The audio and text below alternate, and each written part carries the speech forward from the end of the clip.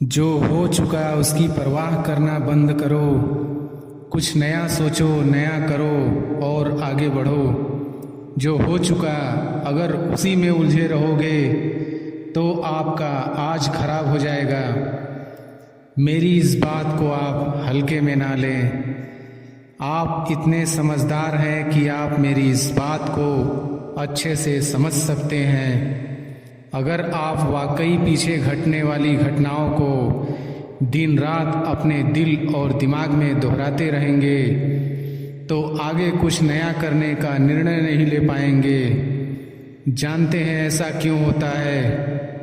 ऐसा इसलिए होता है कि आपका दिमाग जब बुरी घटनाओं विचार से भरे होते हैं तो यह अच्छे और प्रेरक विचार पैदा नहीं कर पाते हैं और आप हर काम में असफल हो जाते हैं। इसलिए मेरी मानिए, जो हो चुका उससे भूलकर एक नई शुरुआत करें। मान लीजिए एक कमरे में किताबों को एक विशाल ढेर लगा दिया जाए और आपको एक विशेष किताब का नाम बताया जाए और उस किताब को उस कमरे में लगे विशाल ढेर में से ढूंढ कर लाने को कहा जाए तो आपको कितना समय लगेगा?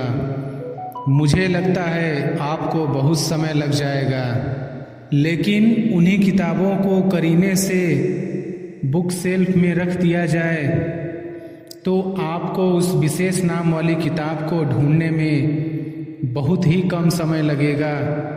मेरी इस बात से आप सहमत हैं कि नहीं? मुझे लगता है आप सहमत हैं। जिस तरह से किताबों की ढेर से कमरा भरा है, ठीक उसी तरह से हमारा दिमाग विचारों के ढेर से भरा हुआ है।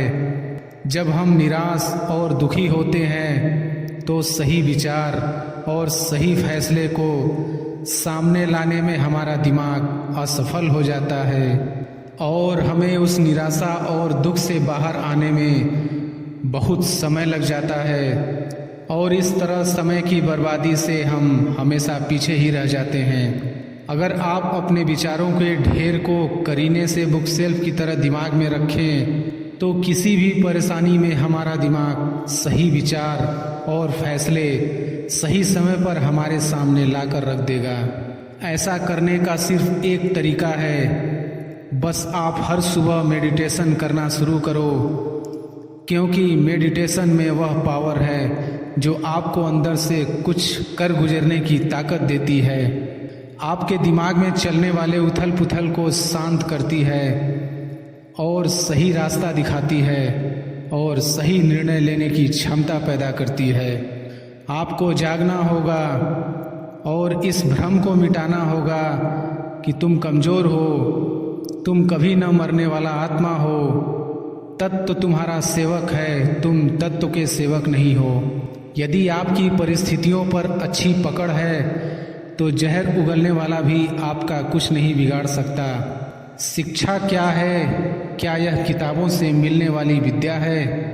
नहीं। क्या यह नाना प्रकार का ज्ञान है? नहीं, यह भी नहीं। जिस संयम के द्वारा इच्छा शक्ति का प्रवाह और विकास वश में लाया जाता है और वह फलदायक होता है, वह शिक्षा कहलाती है।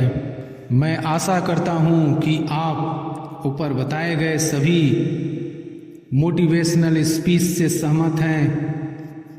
अगर आप अपने जीवन और सफलता की डोर किसी और की उम्मीद पर छोड़ दिए हैं तो यह जीवन की सबसे बड़ी भूल है। भगवान ने आपको अपनी बुद्धि और विवेक दिए हैं ताकि आप खुद पर भरोसा रखकर आगे बढ़ें और सफलता हासिल करें। अगर आप खुद पर और अपनी योग्यता पर विश्वास रखते हैं तो आज नहीं तो कल आपको सफलता जरूर मिलेगी।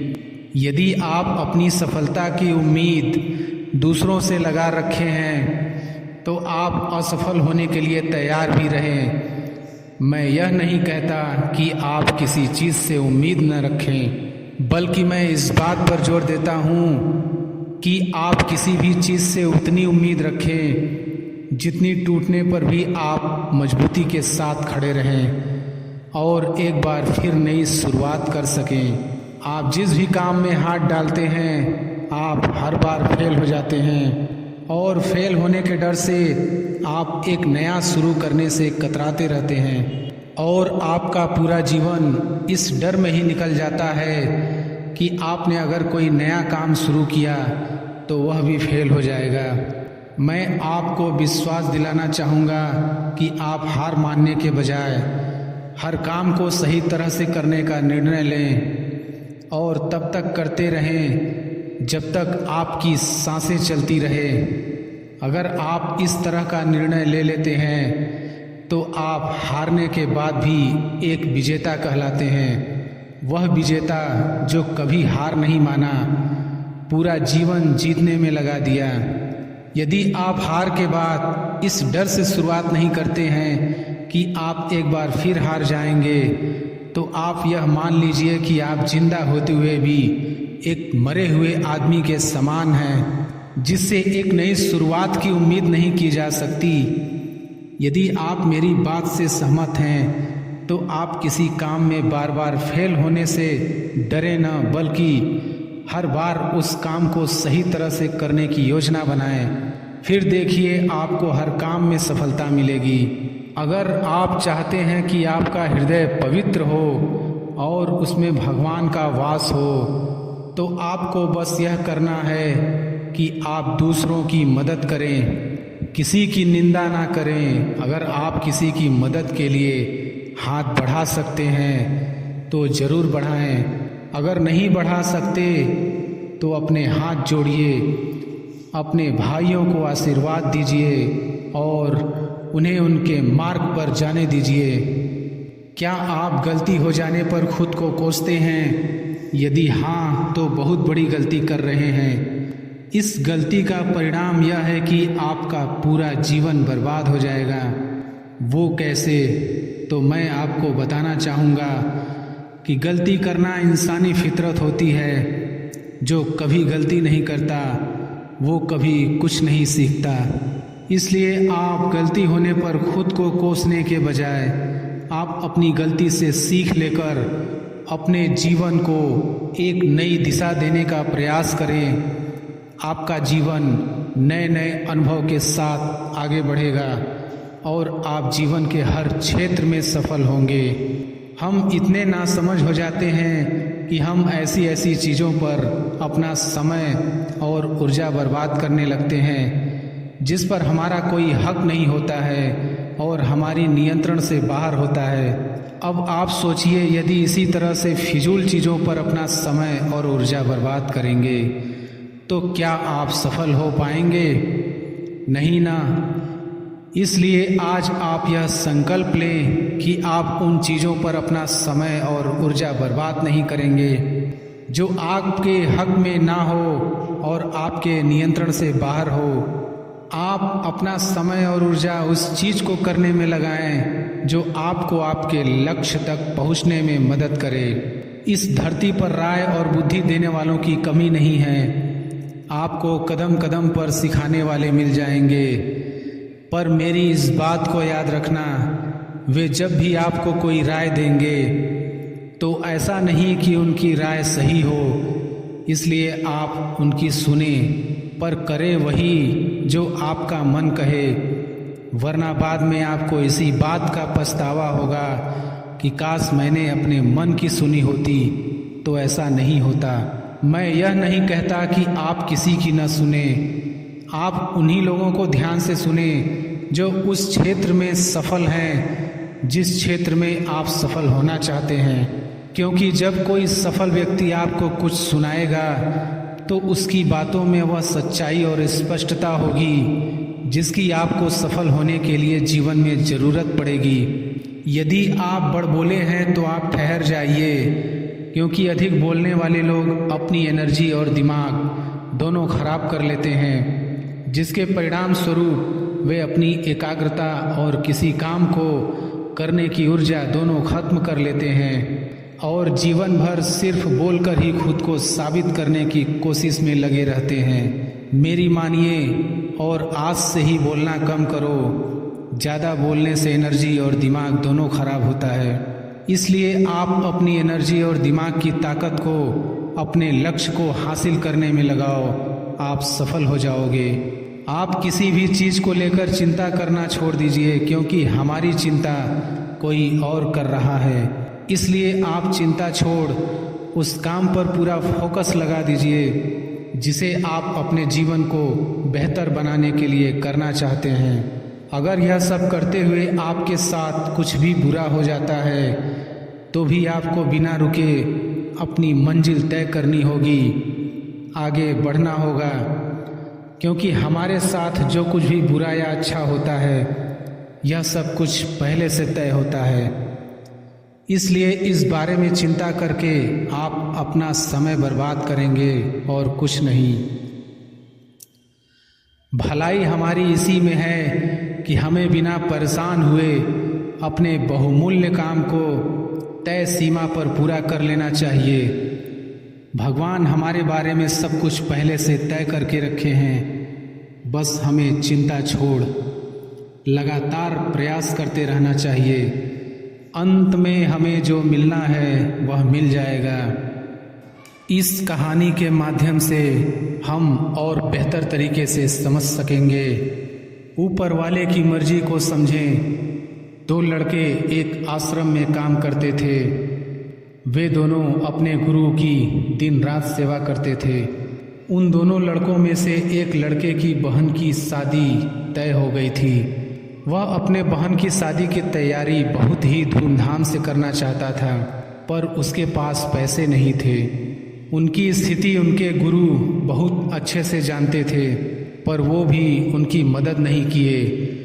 सिवाय जब दोनों लड़के गांव जाने के लिए तैयार हुए तो गुरु ने उस लड़के को 5 अनार दिए जिसकी बहन की शादी थी। गांव जाते समय 5 अनार पाकर लड़का बहुत दुखी था। उसे तो पैसे की ज़रूरत थी, वह अनार का क्या करेगा। उसे अपने गुरु पर बहुत गुस्सा आ रहा था। जब दोनों लड़के गांव की तरफ जा रहे थे तो रास्ते में राजा के सैनिक इस बात की घोषणा कर रहे थे कि क्या किसी के पास अनार है, राजा को इसकी बहुत ज़रूरत है। हमने बहुत प्रयास किया पर हमें इस क्षेत्र में कहीं भी अनार नहीं मिला। राजा की बेटी बहुत बीमार है, उसे दवा के लिए अनार की ज़रूरत है। दोनों लड़कों ने सोचा हमें अनार की कोई ज़रूरत नहीं है, ये अनार हम राजा को दे देंगे और उनकी बेटी का अच्छा इलाज हो जाएगा। दोनों लड़कों ने अनार होने की बात सैनिक को बताई। सैनिक उन दोनों लड़कों को लेकर राजमहल पहुँचे और लड़कों ने अनार राजा को सौंप दिया। राजा ने उन्हें इसके लिए बहुत सारा इनाम दिया, पैसा, जेवरात और भी बहुत कुछ। उस लड़के की बहन की शादी बहुत धूमधाम से हो गई। अब उस लड़के को इस बात पर बहुत अफसोस हो रहा था कि वह बिना सोचे समझे अपने गुरु को कोस रहा था और उन्हें भला बुरा कह रहा था। मुझे आशा है कि आपको यह कहानी अच्छे से समझ में आ गई होगी। हमें कभी चिंता नहीं करनी चाहिए, हमारी चिंता कोई और कर रहा है। आपकी सोच जिस तरह की होगी आपकी ज़िंदगी ठीक उसी तरह से चल रही होगी। इसके लिए किसी और को दोष देने से अच्छा है कि आप अपनी सोच को दोष दीजिए और उसे बदलने के लिए कदम आगे बढ़ाइए। जब तक आप खुद के बदलाव के लिए कदम आगे नहीं बढ़ाएंगे तब तक न तो आपका आज बदलेगा और ना ही भविष्य। फ्यूचर बदलने के लिए सबसे पहले हमें जो बदलना है वो है हमारी सोच, क्योंकि आप अच्छे से जानते हैं कि सोच ही वो नींव है जिस पर हम अपने सपनों का महल बनाते हैं। आपकी सोच दोनों तरह की हो सकती है, अच्छी और बुरी, पर आप किस तरह की सोच को महत्व देते हैं उसी से यह तय होता है कि आपका पूरा जीवन कैसा होगा। जीवन के हर मोड़ पर कठिनाइयों से आपका सामना होगा।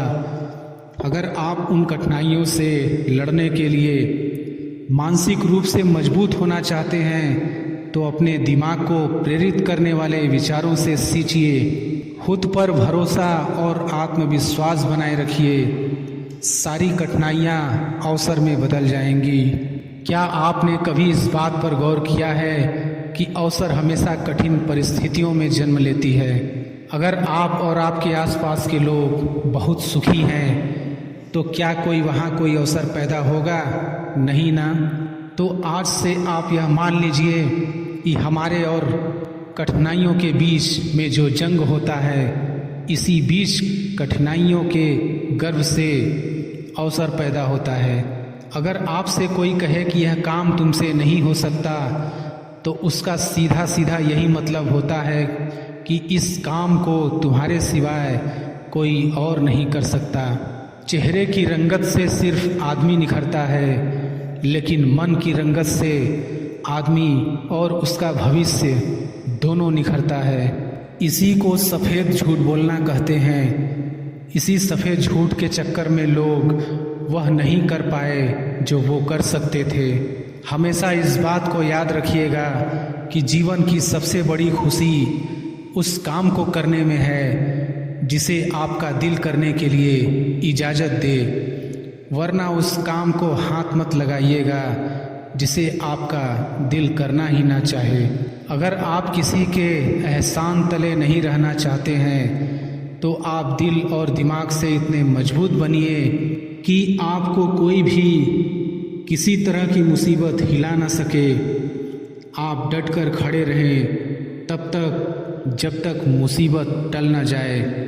जब तक हम अपने दर्द, गम और डर को हथियार नहीं बनाएंगे, तब तक हम सिकंदर नहीं कहलाएंगे। इससे फ़र्क नहीं पड़ता कि आपके चेहरे की रंगत क्या है, फ़र्क तो इससे पड़ता है कि आपकी सोच की रंगत क्या है। तरक्की सिर्फ चाहने से नहीं, सही निर्णय लेने और लगातार मेहनत करने से मिलती है। यदि आप ऊंचाई पर पहुंचना चाहते हैं तो आपको हर उन विचारों और बातों से हल्का होना होगा जो आपको भारी कर देते हैं।